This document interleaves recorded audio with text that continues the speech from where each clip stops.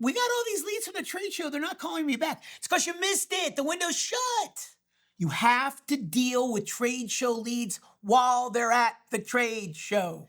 So what you have to do if you have a trade show you're engaged with is work with marketing to fix the problem. Hey, I need the leads when you get them. Look, I get it. I mean, I was there too. When I started in enterprise sales, I can remember the first few times I had to work trade show booth and how much I hated it, right? I mean, standing, going to the Javits Center in New York and then standing on a cement floor with a tiny little bit of thin carpeting, having the same conversation over and over and over again, usually with people that were completely unqualified. Exhausting work, no real payoff that I could really see. Coming back to the office just leaps and bounds behind. I mean, it was hard for me to see the value. I knew the value from a branding perspective. I got the value from a marketing perspective. But from just me as a rep, maybe a boondoggle if I got to go to New York or Vegas. But I never loved doing it. And the more seasoned I got, I found quickly that I didn't have to go. That generally it was like for new reps, because senior reps could get out of it because no one really found the value. But then I started to look at it differently. I was looking at them wrong. I was looking at trade shows wrong. And once I started to look at trade shows through a different lens, I started making them work for me. And now I love them. But it took that different perspective to do it. So we're going to break down right now the hot ways for you to make trade shows, conferences, and events like this really powerful. And I'm really talking about in-person events, but this works for virtual too. This absolutely works for virtual, but I really think that this is mostly for in-person. Let's talk about a few things. First, when you know that there's a trade show going on that you're involved with, you want to start by prioritizing your opportunities within it. And this is how I generally do it. The first priority of opportunities within a trade show is always the same. It's the speakers. So the first thing I always do with the trade show is I'm going to comb through all speakers, breakout sessions, panels, anyone that's presenting, that's there to present, even if they're also kind of a sponsor or kind of or is kind of a vendor. If there's anyone presenting, they are in my short list. They're absolutely my short list. Why? I'm going to research them, I'm going to prep on them, and I'm going to send outreach to them before the event.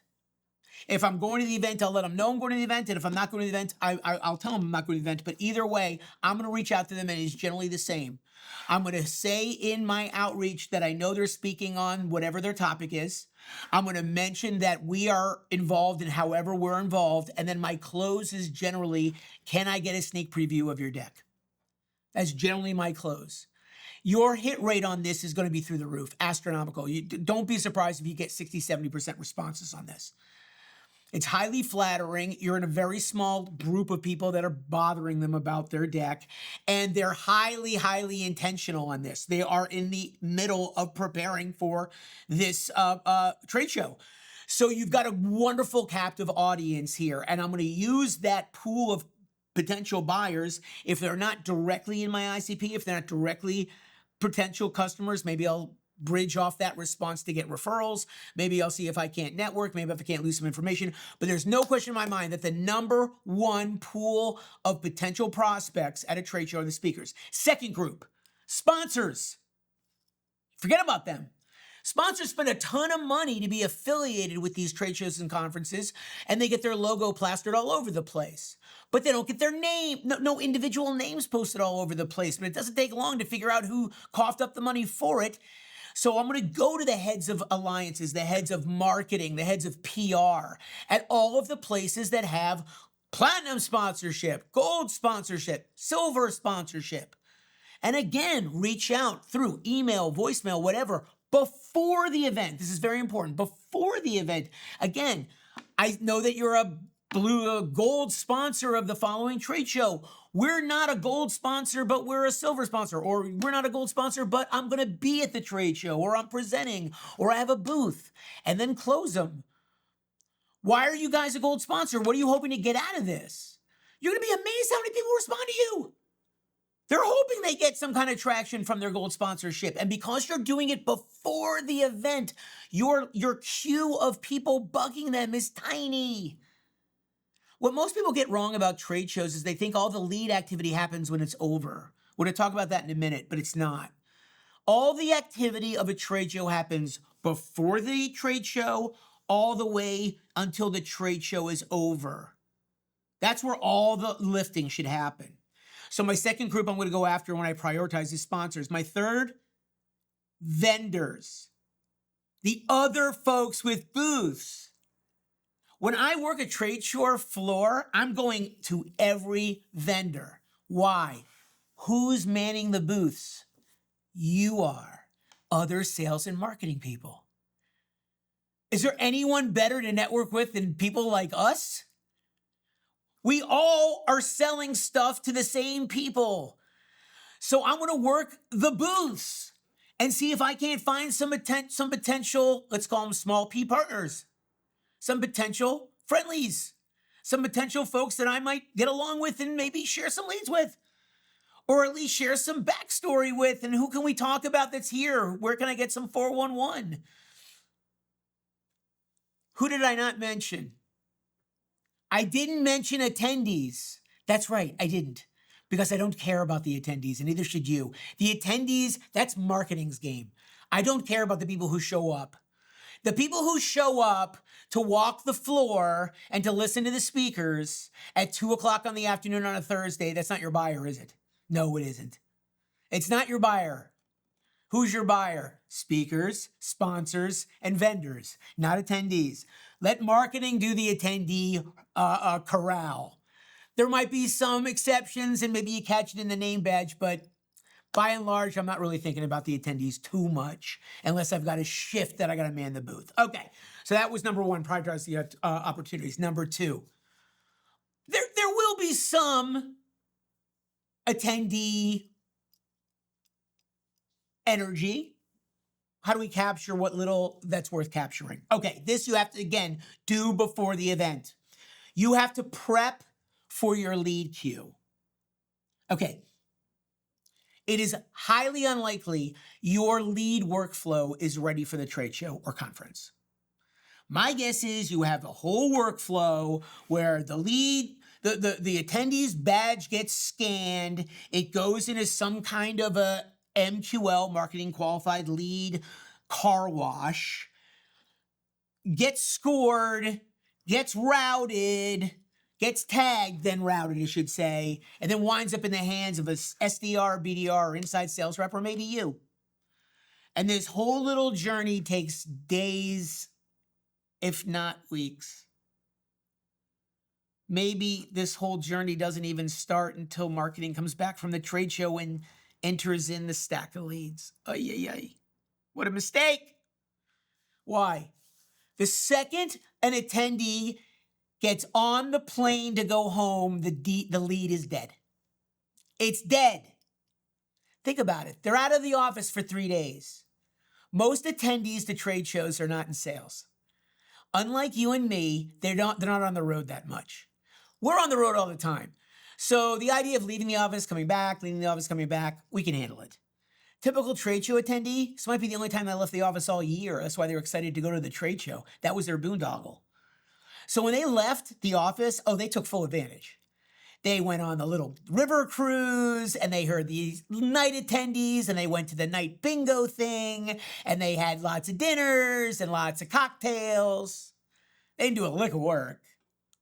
But they did some networking while they were there. They're going to have a hard time explaining to their boss what they did over 3 days.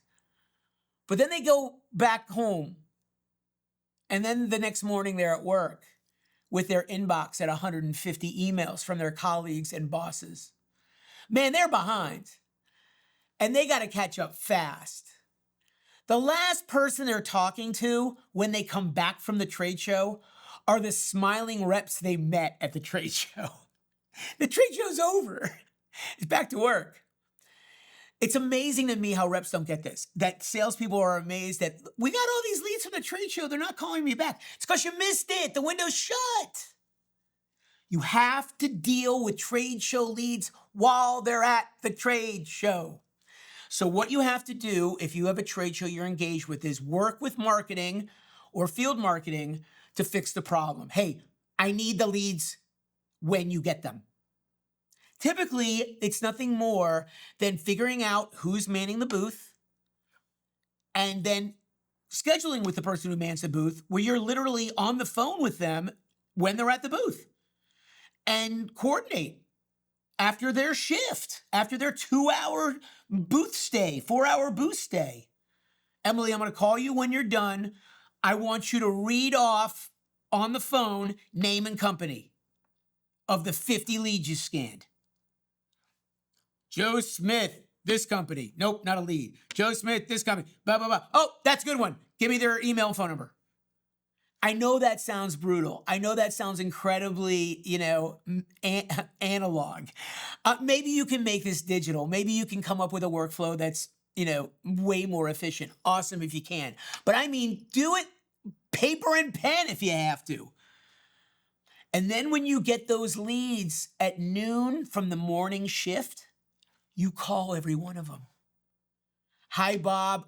You don't know me, but I know you spoke with Emily at our booth a few hours ago. I'm not on the floor right now, but there's something I really want to share with you. Please call when you get a minute. Here's my cell. You're going to be amazed how many callbacks you get. Because now your trade show attendee can flex to his buddies. Oh, I just got a call from your company. Look how important he is. He's getting calls from the trade show floor. He's getting calls from the reps. He's going to flex it. He's going to feel good because it's like, hey, look, I'm important. And they'll call you. You're going to get a great response. Your response rate during the trade show will be 5 to 10x what it'll be a few hours after the trade show ends. Huge advice. Please, please, please prep the lead queue before the trade show starts. Number 3. Frequent and conspicuous meetings. So we already know we're going to work the floor. Well, we know we're going to prioritize the opportunities if we need to work the floor. We'll get to that. But we're going to prioritize the opportunities based on, let's make sure we hit the speakers, then the vendors, then the sponsors and the vendors. We know we're going to prep the lead queue. I want to fill some of my day on the trade show with meetings. I'm less concerned about having like the powerhouse meeting and more concerned with having lots of meetings. And I want them short and I want them public. So if your trade show floor booth has like a way to have meetings in it, I've seen them sometimes. Sometimes they'll do it where there's like a small like 3/4 wall and the meeting is kind of private. I don't like those. I like it when there's a table and 2 chairs and I can have a meeting in the middle of the floor with everyone can see me. I want everyone on the floor that walks by my booth to always see me seated and talking to a prospect. I do not want people to see me standing and talking to a prospect while I'm standing. Because if I'm standing, I'm a trade show booth worker. If I'm sitting, I look like an executive. And I want high value so that when later on in the day when I'm walking the booth, I give off a higher presence than I did if I was just standing. Because what happens is if I'm standing, there'll be moments where I'm not talking to anybody. And I'm just kind of looking and smiling like it's the auto show, like it's a car expo. I don't want to, that's a bad look. You look like, you're not, how busy are you? You look like an hourly employee. So I'm not working the booth from a standing position. I'm working the booth from a seated position. And if I have lots of frequent meetings, I'm going to give off the air of someone with some clout and some flex. So I'm going to do it that way. And who will I have meetings with? That was the prep outreach I did. I'm going to outreach to speakers for sure, sponsors and vendors. Anyone who responds to me, I'm going to try to schedule 10, 15 minutes to meet them at my booth. 1 to 1:15, 2:45 to 3, so that I'm the busiest guy within X number of feet of where I'm sitting. Very, very powerful. Final thing I want to do to really make sure I'm dominating the trade show. There's only one group of people I want to build rapport with, and that's the facilitators and organizers of the actual trade show. That's the ultimate host and provider and the folks at the facility themselves. So if I'm at Mandalay Bay at Vegas, there is no way I'm leaving Vegas without some conversations with the executives or managers of Mandalay Bay. You got to know these people. They do 150 events a year, 200 events a year. How would you, of course you'd want them in your, network. I'm well networked in Vegas with conference executives. I get heads up on different conferences when they're being planned, because if I can know when they're being planned, I get a front row seat in front of the line if I want to be a speaker or I want to get something when it comes to sponsorship. This is a smart play for sales reps. It's equally smart that you get in front of the organizers so that you get invited back, or better yet, facilitate introductions into the keynote speaker or into the keynote panel. Again, think about the strategy here, and if you put all these things together, if you want to dominate a trade show or conference, is that you want to dominate it from a leader perspective, from a boss perspective, not from someone who's attending or joining. Be the host, not the guest. If you attack trade shows like a host would and realize that so much of the goodness happens before you ever show up, when I leave a trade show, I'm done with it. When I get back home, there's nothing for me to do because all the hard work I did was all the work I did leading up to it and then at the event. Then trade shows take on a whole new meaning for you and actually become pivotal events that you can really anchor your whole year on them. But what do you think? I mean, you guys all work trade shows and conferences. I bet you've got some hacks you love to share. Put them in the comments. I'm always looking to get better at these events. And what do you do with virtual ones? Some of the things I share you can absolutely do, but there's some other hacks you can do as well. Love to hear your approach. Trade shows can be fun if you know how to manage them. Walk that floor like a facilitator, not like an attendee, and watch the doors open for new revenue and opportunity. And as always, happy trade showing and happy selling.